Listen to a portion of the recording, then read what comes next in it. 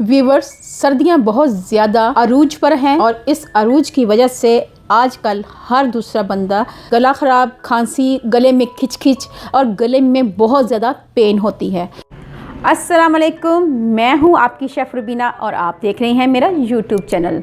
उम्मीद करती हूं सब बढ़िया होंगे। आज मैं हाज़िर हुई हूं एक नई वीडियो के साथ और एक नए अंदाज के साथ। तो फिर देर किस बात की, वीडियो को शुरू करते हैं। इस मौसम में अक्सर लोग मुझसे एक ही सवाल पूछते हैं कि गले ख़राब के लिए कोई बेहतरीन सी रेमेडी बता दें।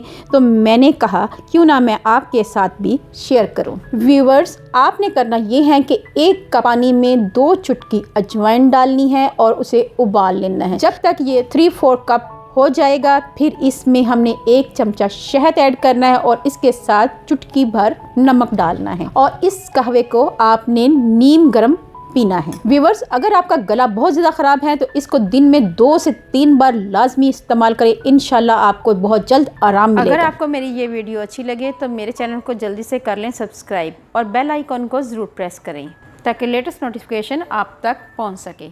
अल्लाह पाक आपको सेहत तंदुरुस्ती वाली ज़िंदगी दे, आप पे रहमतें और बरकतें नाज़िल करें। अपना और अपने प्यारों का ख्याल रखें, दुआओं में मुझे याद रखें। अल्लाह हाफिज़।